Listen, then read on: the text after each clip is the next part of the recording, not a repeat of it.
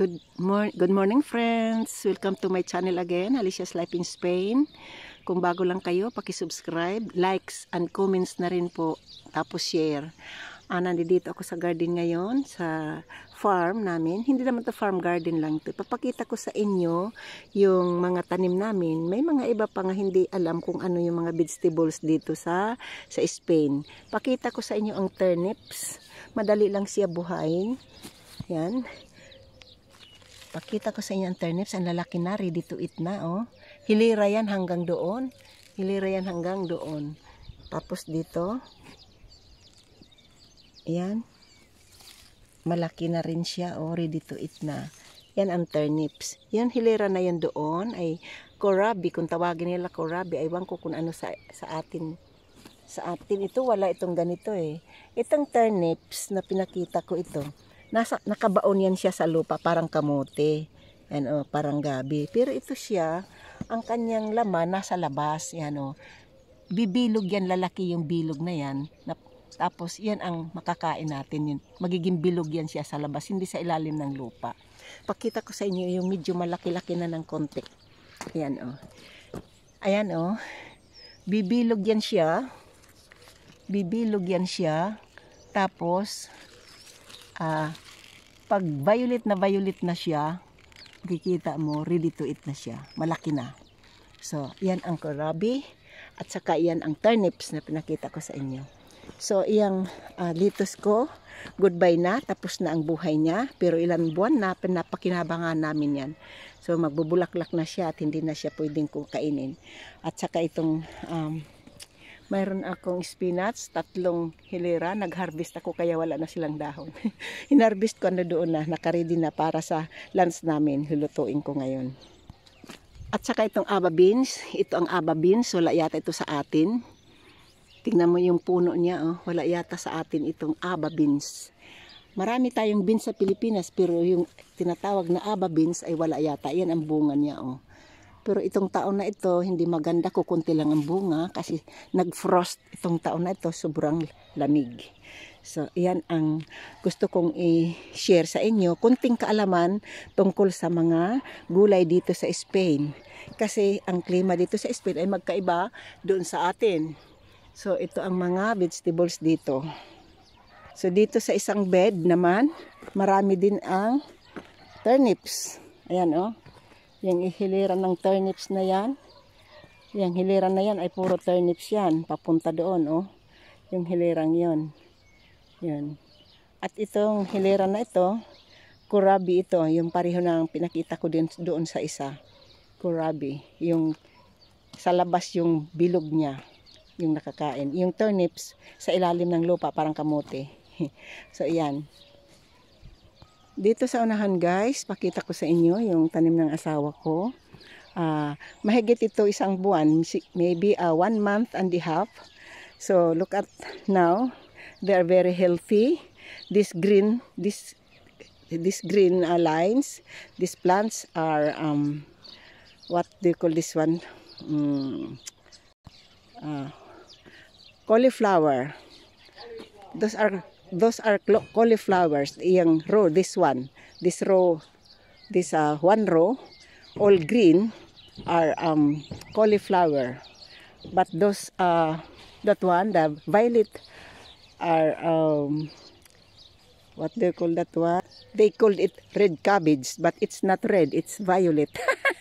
For me it's violet, it's not red, but they called it red cabbage. So look at guys, they are very healthy, ready to ano na, malapit na sila magbunga. Yan. Look at that, oh, very healthy. At saka this area, siya ang nagdig nito, hindi ito madali idig kasi manual digging at yeah, ano to eh. Ang mga tanim ito dati dito ay alfalfa na malalalim ang roots kaya hindi to madali bungkalin. No? Pero tapos na rin, ready daw ito for planting ng rice, corn. He's going to plant corn here. So, look at that. And that one, we have another one there. clean also. Well, what are you going to plant there in that area? More beans, French beans, and maybe we have more onions to go in, but whether they will go there or somewhere else, I do not know yet. Yeah, magpili lang kayo. You have to choose whether you where to plant your onions or something like that. We have to plant onion maybe next week or something like that. Next week, yes. We have plenty of area to plant. Look at that, oh. Yan. At saka mayroon pa siya doon. Yung una niyang mga tanim, yung una na yung mga tanim na hinarvest ko, kung napapanood ninyo yung mga video ko, di ba nag-harvest ako dito ng broccoli, what else? Broccoli, Brussels sprout, and the one that is round, Cabbage. Yeah, cabbage. At area na yan. All gone now. Now, he is digging again to clear and then ready to plant again. Oh, look at that. Oh.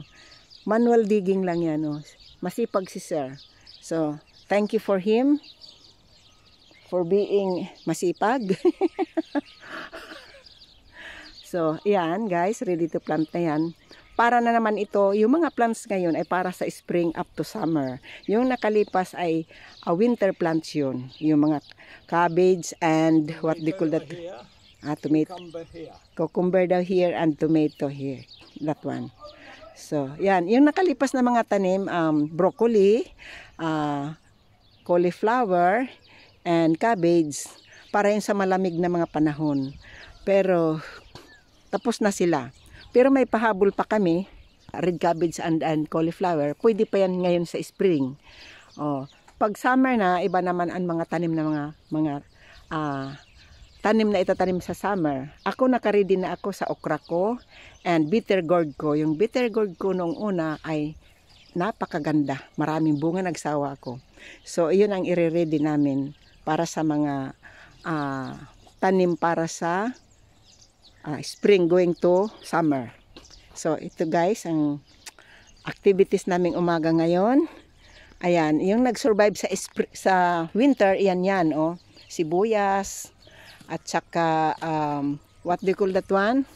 Celery. Yan, very healthy. And, ang eggplant ko ay namatay noong winter, pero nag-sprout siya. Buhay siya uli.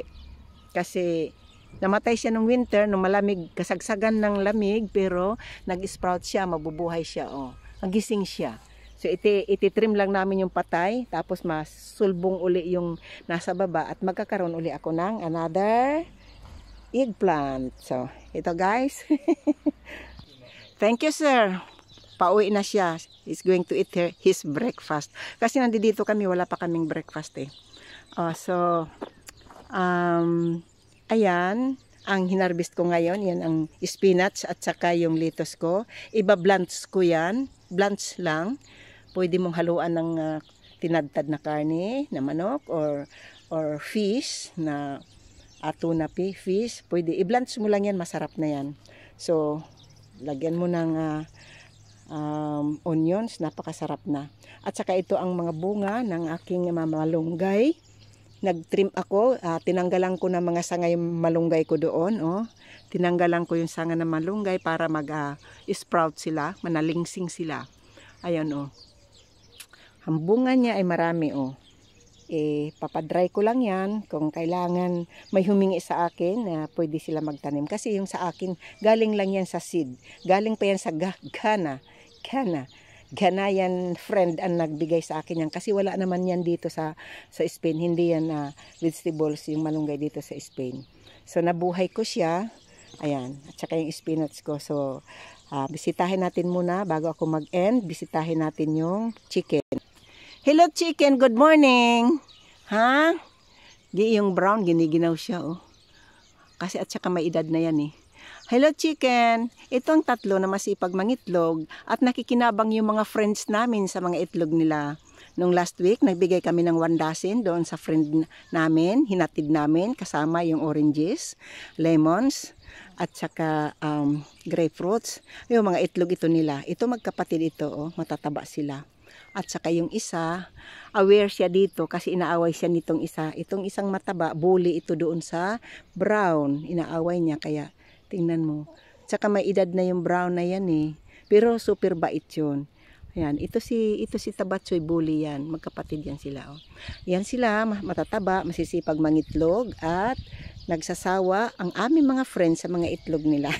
Kasi hindi rin namin kayang kainin. So, thank you guys for watching. Sa susunod, i-update ko yung loquat ko doon.